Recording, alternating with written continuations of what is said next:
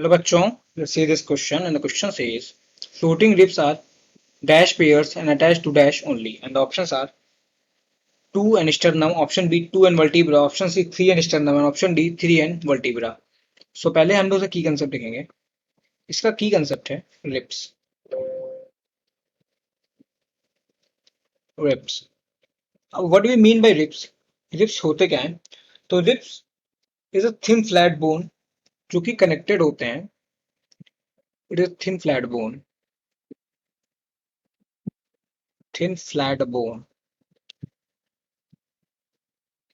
which is connected to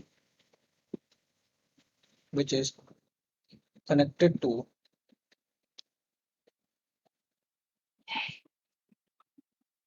thin flat bone which is connected to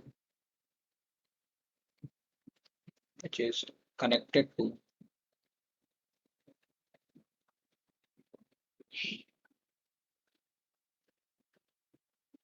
connected to vertebral column on the dorsal side and to the sternum on the ventral side, which is connected to vertebral column on the dorsal side, VER, vertebral, TEBRAL, vertebral column, COLUMN, column on the dorsal side,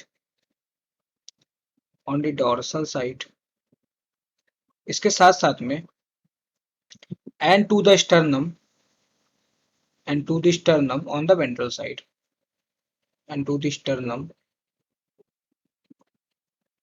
on ventral side. मतलब जो lips हैं ये ventrally sternum से attached होंगी और dorsally ये attached होंगी हमारी वर्टिब्रल कॉलम से. टोटल कितने पेयर्स ऑफ लिप्स होती हैं? सो ह्यूमंस में टोटल 12 पेयर्स ऑफ लिप्स होती हैं. ह्यूमंस हैव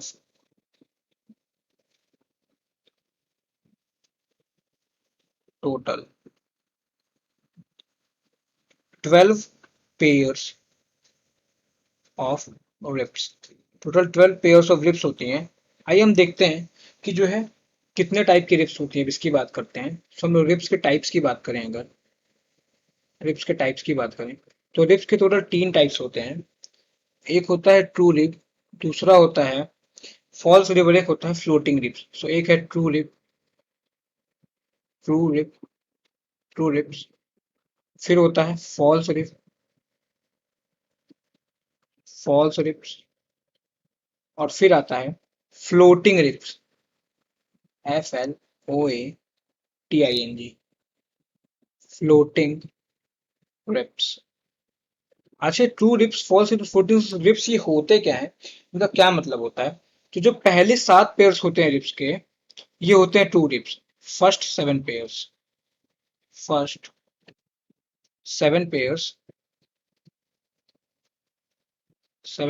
जो होते हैं ये होते हैं true ribs.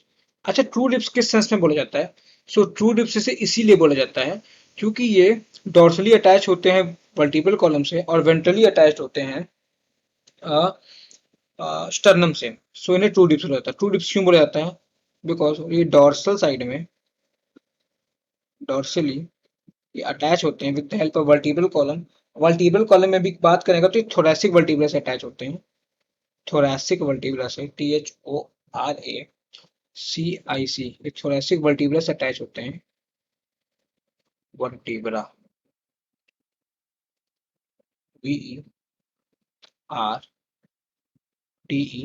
VERTEBRAE, thoracic vertebrae से अटैच होते हैं और वेंट्रली ये अटैच होते हैं स्टर्नम से. वेंट्रली ये अटैच होते हैं स्टर्नम से. सो इसीलिए जो ट्रू रिप्स हैं इनका एक और नाम है, इन्हें बोलते हैं वर्टिब्रो स्टर्नल रिप्स. इसीलिए इन्हें बोला जाता है, इसीलिए इन्हें also known as vertebrosternal ribs. Vertebrosternal बोलने का क्या मतलब है?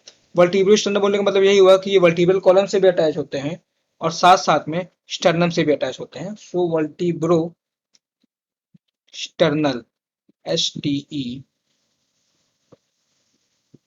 Are N A L. So इन्हें वर्टिब्रो स्टर्नल रिब्स भी बोलते हैं। अब हम लोग आते हैं फॉल्स रिब्स पे। तो फॉल्स रिब क्या होती हैं, कौन से पेयर्स होती हैं? तो उसके जो 3 पेयर्स ऑफ रिब्स होती हैं फॉल्स होती हैं, मतलब 8th, 9th एंड जो 10th पेयर्स हैं, जो 10th पेयर है, ये होते हैं फॉल्स रिब्स। ये बनाते हैं फॉल्स रिब्स। तो ये फॉल्स रिब्स का क्या मतलब हुआ? फॉल्स रिब्स बोलने का क्या मतलब हुआ? तो फॉल्स रिब्स बोलने का मतलब ये हुआ कि ये डायरेक्टली जो कि जाके नहीं जुड़ती हैं स्टर्नम से, मतलब जो डॉर्सल साइड में, तो ये जाके जुड़ती हैं वर्टिब्रल कॉलम से। सो डॉर्सली जो है, डॉर्सली, तो ये अटैच होती हैं हमारी वर्टिब्रल कॉलम से, जो कि थोरैसिक वर्टिब्रा से अटैच हो जाती हैं।